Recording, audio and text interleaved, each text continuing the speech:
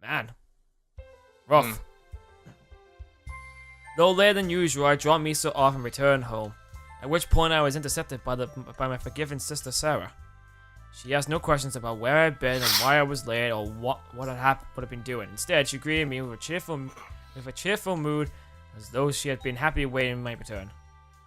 I thought it was a flint at first, with Sarah lulling me into a false sense of security before she could drop a bombshell. But as the day dragged on, Sarah's routines showed no variation, and I grew less suspicious. Dinner will be ready in half an hour or so. Just go back to watching TV. I'll let you know when it's ready. No need to tell me twice. I can get used to this. Plenty of money, a beautiful girl cooking me food while watching TV. A job I enjoy. Oh my god, Sue's turning into Homer Simpson. Homer Simpson's dead now. Oh yeah, you're right. It doesn't get any better than... Unless, of course, you'd rather fill the time in some other way. Uh-oh. Just as I was beginning to relax, Sarah's expression suddenly shifted, revealing a wicked smirk.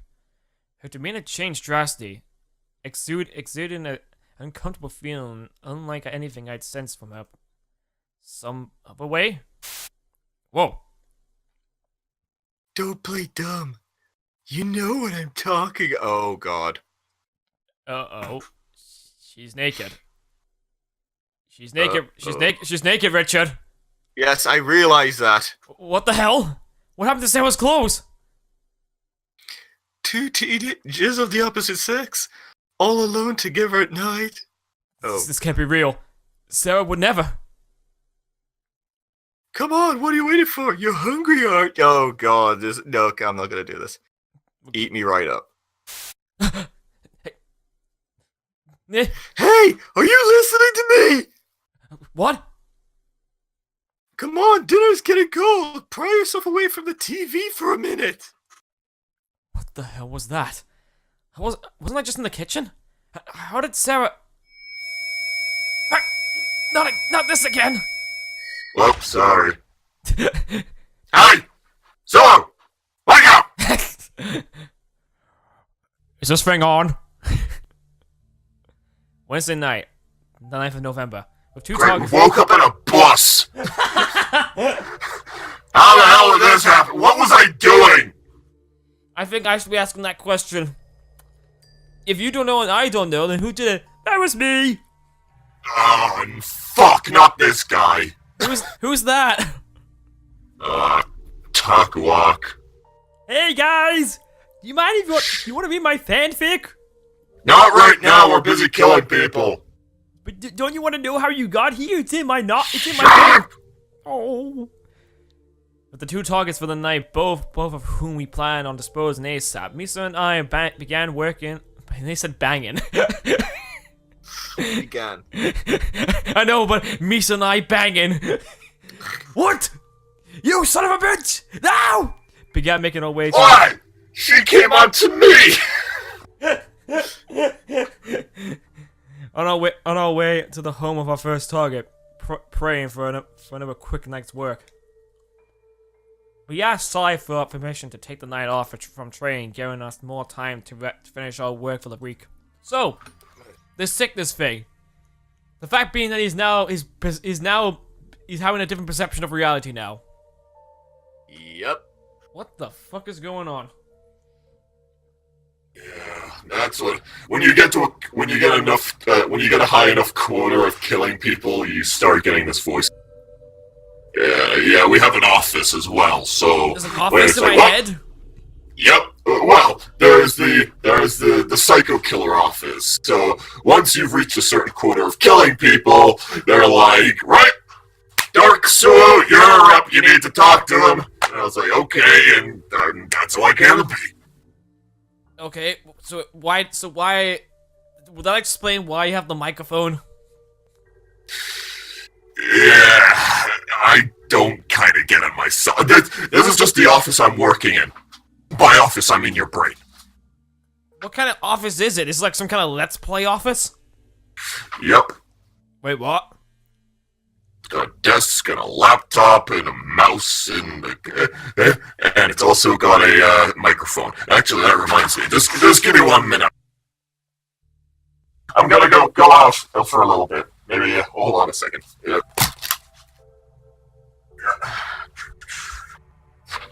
I need to got some headphones. So what the hell are you doing in my brain? Playing video games?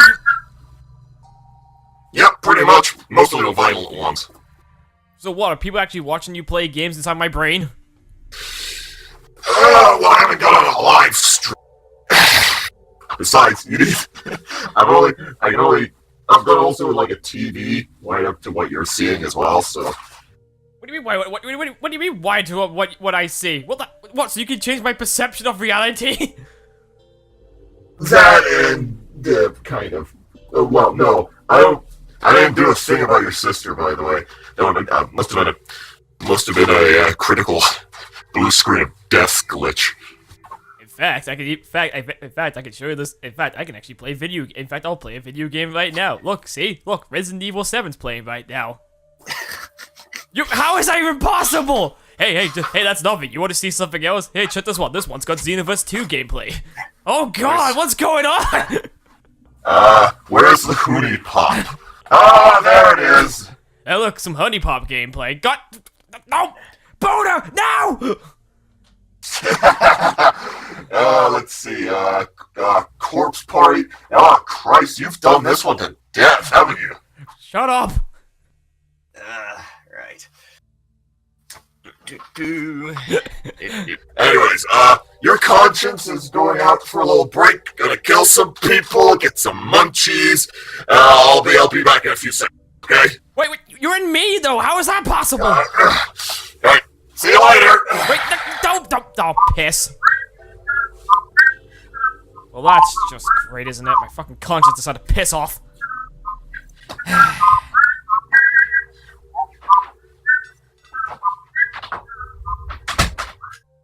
Given that the target had already offed himself, however, and that the other two were close in proximity, the extra time appeared to be unnecessary.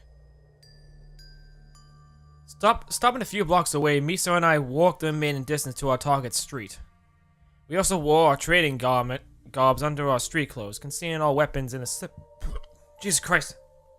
Got the burps. Concealing our clothes in a similar manner and provided street lights wherever possible, or to draw as little attention to ourselves as possible. Tonight's gonna be tricky, given that our commissioner specifically requested that we make their deaths brutal. Adhering to his request, we will mean making it bloody. In other words, messy. And a messy crime scene usually means messy killers. We'll be able to cover up any blood we get on our trading garbs by putting our street clothes on. And the noise shouldn't be a problem if we're quick, but nonetheless, the risk is certainly higher than usual. Yeah, no joke. We have to frickin' make sure we're fucking quiet. Well, I say we. My conscience decided to piss off. Storming the house of Miss Mendez, Misa and I entered effortlessly, literally pushing the door open and walking right in. Still a fucking mess. Misa and I shed our outer layers before entering and leaving our everyday clothing near the entrance to Miss Mendez's home. I got the burps right now. Having stripped off into our work gear, Misa guided me to a closet further in, wherein we uncovered the bat that she found earlier. Now that we're here, I have to wonder, is a bat really the right tool for this job? It may be brutal, but it's going to be unnecessarily messy, and we can't afford to travel back home covered in blood. If nothing else, we can always change back into our other outfits outside and find some way of disposing our trading garbs. Then again, Misa, let's swap. Enemies of the sheet I picked up and in turn I took the bat from her. Misa may be more experienced than I am, but she's still just a teenager. She doesn't have the upper body strength for what comes next. Huh. Okay, cool. I peered into the master bedroom and at the end of the hall, and sure enough, there was Miss Mendez. Although it was difficult to see, her bedroom appeared to be much cleaner than the rest of the house, which made walking over to her side a straightforward task. Misa and I took our positions on either side of the bed, preparing for one kill of the night. First kill of the night. I readied my bat, Misa held up the sheets. I already aware of what exactly I had planned. It's the will, daughter. Oh shit! My arm swung down violently until a loud clang echoed throughout the room. Dead center I struck, splitting Miss Mendez's head wide open with a single blow. Her white sheets were immediately dyed red from within, allowing only a few fragments of bones to escape. Her blood trickled out from under the sheets, but not far enough to reach her killers. The sheets fulfilled their duty surprisingly well, sparing Misa and I from the mess I feared. Needless to say, no signs of life remained. No movement, no sounds or breathing. No sounds of breathing. Not even a whimper. Ugh, Jesus Christ, I can't breathe. Misa and I, clean, unarmed, and unseen, sneak into our first target's home and executed her and remained clear to depart. Yay! A perfect kill! I placed the back where Misa found it, unable to keep myself from smirking at the thought of how easy, fast, and overall perfect the knight's first kill had proven. I mean, this is really my calling. Even without taking the pay and freedom into account, I'm enjoying to get tonight to a frightening degree, and I don't fear training or going to work anymore. As a violent, immoral youth with a desperate need for cash, this might just be the perfect job for me. But not for Misa, apparently. Sparing only a moment to ponder the look Misa gave me, I followed her out of the back door and closing it behind me. With our job half done, Misa and I put our regular clothes on once more, then heading along the sidewalk to reach sidewalking straight to Mr. Crane's house. Misa began to pick the lock on Crane's back door, and we attempted to see through the window. At a time like this, I understand why Sai uses night vision headsets. I'm sure they're expensive, but they'll definitely be of help. Even without a decent source of light, Misa managed to leverage entry in record time. The two of us shed our regular clothes once more and readied our weapons without further delay, and we went inside. Misa and I entered through the back door, far more carefully than with Miss Mendez.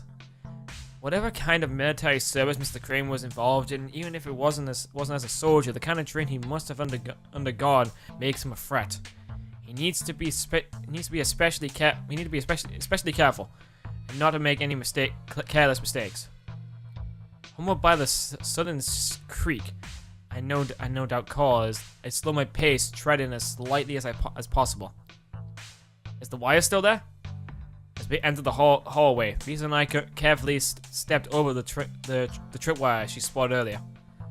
Though her discovery saved us from potentially being discovered, it also served as a warning reminder Mr. Crane is prepared to handle an intruder.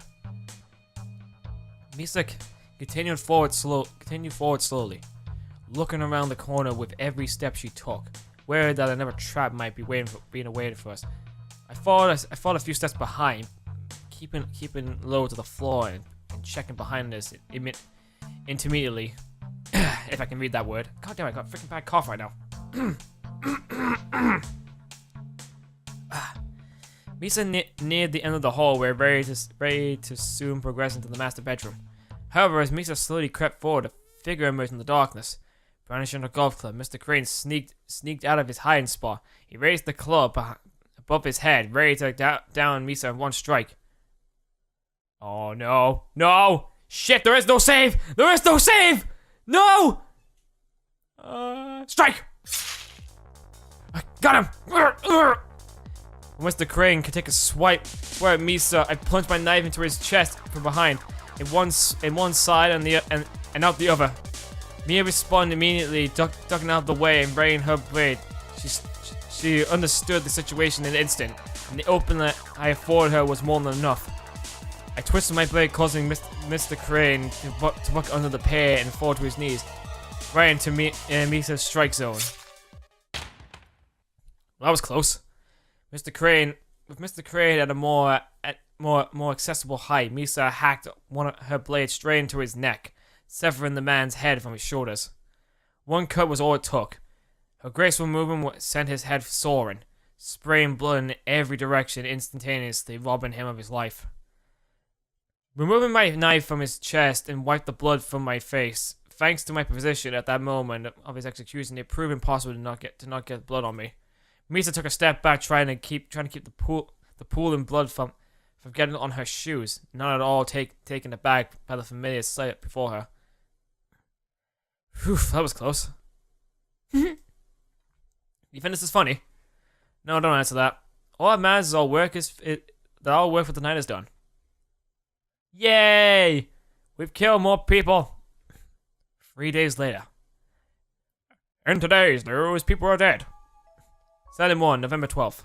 Having completed my work for the week as early as Wednesday, the ensuing days proved as boring and unproductive as I feared. Thursday and Friday I had nothing to do, no work, no hobbies, and with my sister at school, nobody to tease. I did meet up with Misa each day as usual, and at night we still trained. But for most of the day, I was bored senseless. Just a minute, get out! Oh, he's back. Fucking jacket.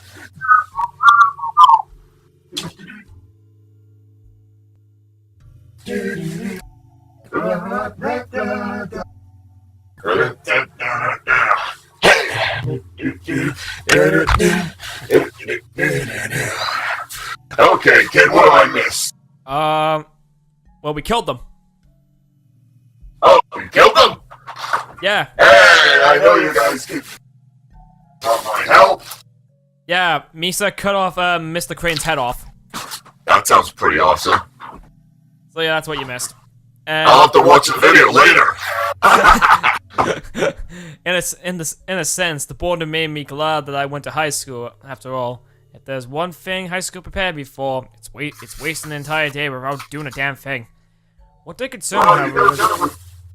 You got it done with other things. For me, for instance, I just went over, grabbed me some beers. I got myself some cookies and some munchies. Oh, I didn't pay for them though. Of course, why wouldn't I expect that? Yeah, the police are probably gonna find you for shoplifting. What? But you went out. I've been here the whole time. Yeah, that's what you thought, at least. Oh, not that fucking perceptive reality shit again. It's a bitch. Yeah, really wish I should have seen that stuff. I guess I'll have to wait till the YouTube video goes. Am I breaking the fourth wall? Probably. I think the fact being you percepted my reality by having fucking gameplay footage of everything on screen kind of helped with that. Yep. Uh-huh. What did concern me, however, was when my mind drifted in the meantime.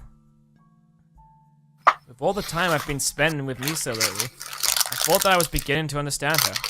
Her playful attitude, her cheerful demeanor, her serious killer instinct. One by one, every side of Misa was being exposed to me, giving me the further insight into my partner. But 3 nights ago, when I bashed Miss Mendes' head in, I saw something different. Was it sorrow? Disappointment? Fatigue? I can't quite place it, but something about Misa's expression back then really concerned me.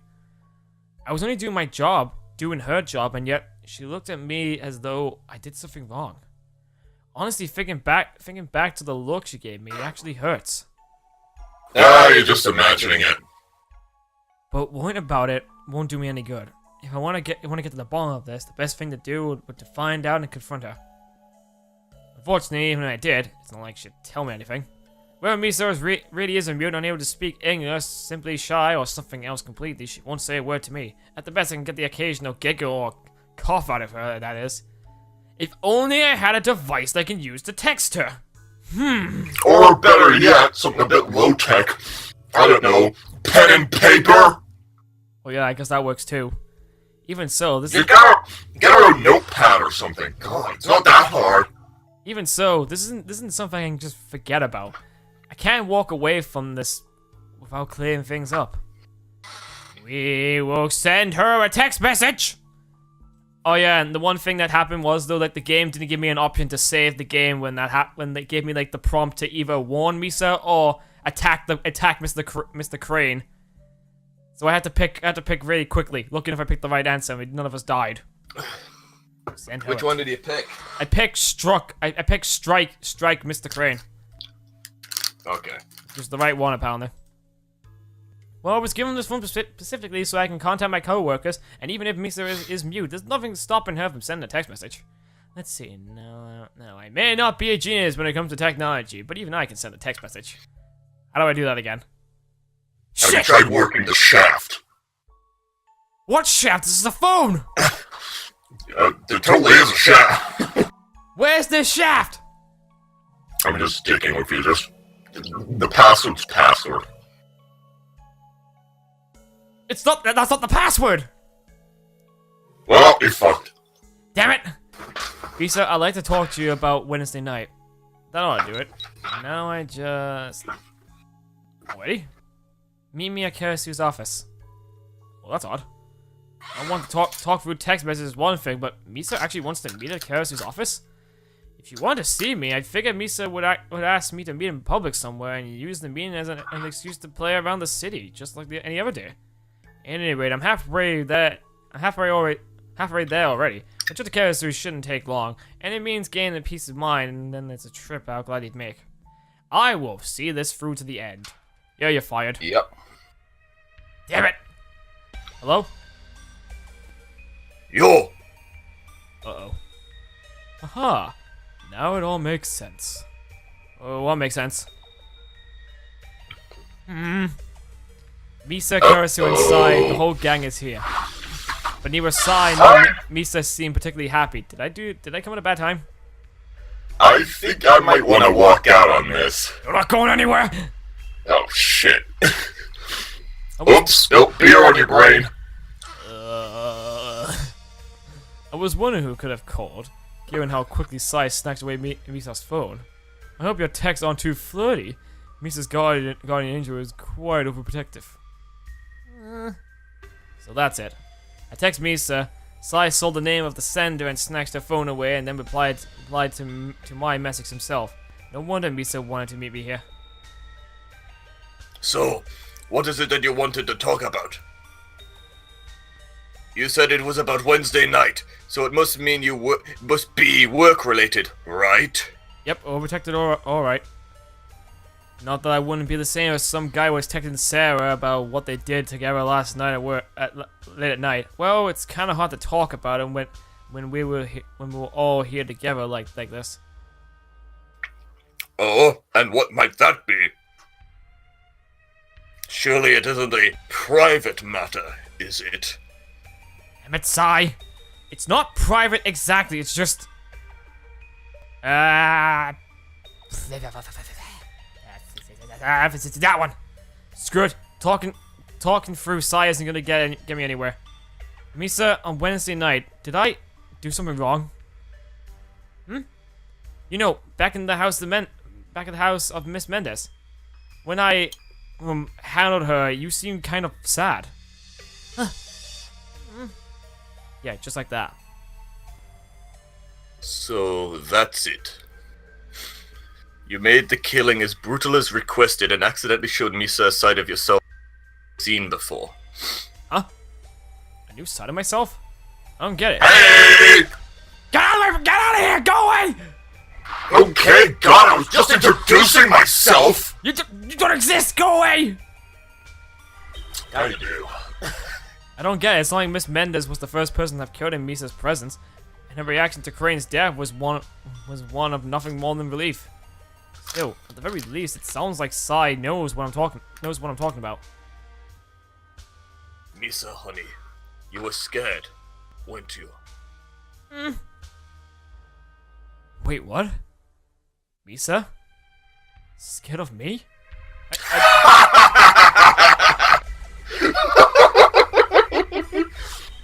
This isn't funny, me! This is serious! I know. I don't understand. Doesn't Misa do this sort of thing all the time? She's been at this longer than I have, right? You're misunderstanding. It isn't the act of killing that is frightening. What's scary is that you enjoy it. Shit! No! You do, don't you? In order to shield Misa from the rest of the conversation, Sai took me out of Karasu's office all the way to the parking lot through which I had initially entered. Despite being new at the least, the car park was empty as expected at the parking lot of an abandoned building. For Sai and myself, this meant we could talk in peace without being mindful of either passerby or friends or family. Boy, you really stepped on a line. You cut out there. Boy, you really stepped on a landmine this time. That's the first time I've seen Misa look at anybody like that. Except me, of course. At you? She gave that same look of fear and disappointment to her father? No, what am I thinking? Of course she did. And it was probably for the same reason. As much as it pains me to say this, you are right about my daughter. Misa is nothing like me. To her, this job is a means to an end. Something she was brought up with, that she endures and is even good at. Not something she enjoys. She could take this job or leave it. She could go to school and get an education, or find another line of work. She could even find enjoyment elsewhere. But I can't. I've been doing this just over 2 decades now. It's too late for me to change. And even if it wasn't, I wouldn't want to change. Hey, this guy's got the right idea. That's not a good thing! Yeah, it is. You're enjoying it, aren't you? Hey? Huh? Shut up! Huh? Shut up! Huh? Sai's voice quickly changed from the soft-hearted, kind tone back to its usual mask of intimidation. The moment he swapped from talking about his daughter to talking about himself, all of the love in his voice disappeared, replaced with the malice of a veteran killer. Suoh, Karasu is of the opinion that you are an extremely adaptable young man. In fact, that's the primary reason you were hired in the first place. But is that really the case? Could you give up this line of work to be happy elsewhere? Just like Misa? Or are you like me, single-minded and focused to a fault? Huh. More to the point, are you still able to stop killing? Would you be able to give up your recent lifestyle and start anew? Huh.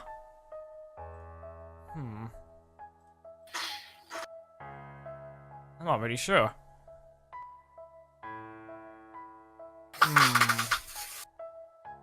Maybe with Misa by my side.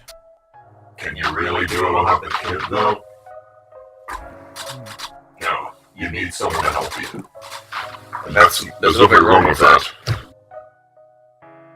Well, maybe not alone. With a girl like Misa at my side. Wishful thinking, kid, but I won't hand over my daughter that easily. Besides, if a good woman was enough to reform people like us, I would have given this up a long time ago. Anyways, getting back on topic. Although Misa kills for a living just as we do, she has no motivation to do so. She doesn't need money, she doesn't have anyone to support, she doesn't take pleasure in killing. So when she sees someone who does the things she does, lives the life she lives, yet takes pleasure in the acts she considers a despicable yet unnecessary means to an end, well, you've seen what it does to her. So that's it. I thought from the beginning that Misa was a pro of this, but it seems like that was just the result of her training, not of devotion or love for the job. Even though I'm her partner, I couldn't sense her feeling at all. So then, how do you plan on making this up to her? Huh? Weren't you listening? I just told you how much your actions hurt my daughter.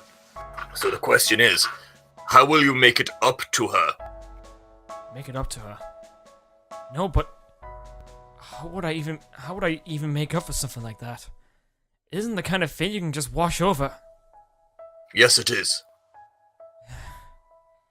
If you say so. To me, as someone for whom murder is a daily occurrence, perhaps something like this really really is forgivable. But for something as big as this, surely it will take time. Go back to Karasu's office. Now. Fetch Misa, spend the day doing whatever she wants to do. That's it? That's it. Oh, it's a given that Sai knows Misa better than I do, but still. I already told you, didn't I? Misa isn't like me. She isn't like us. So, if you show her kindness, if you help her wash away the bad memories and replace them with good memories, she'll forgive you. He's not a bad father after all. No. As per Sai's advice, I returned to Karasu's office briefly in order to invite Misa out for the day. I had made reservations, of course, given where our conversation before led. I thought the last thing Misa would want to do would to go out with me for the day. But despite that, it would seem as though Sai was completely correct. The reason for my visit initially shocked Misa. There's no question about that. But the second I proposed that we go out, her usual bright, cheerful self returned in full force. Even if Misa was happy to just be running around the shopping center like this, it wouldn't kill me to pick somewhere different for us to go. Day after day, we usually hang around the park, the shopping center, and my apartment around town. These options are okay for now, but at some point we need to come up with a better way to kill time. She seems to really enjoy the lake. I took her to in the past. Even if it was out of the way, maybe somewhere near the water would be a good choice.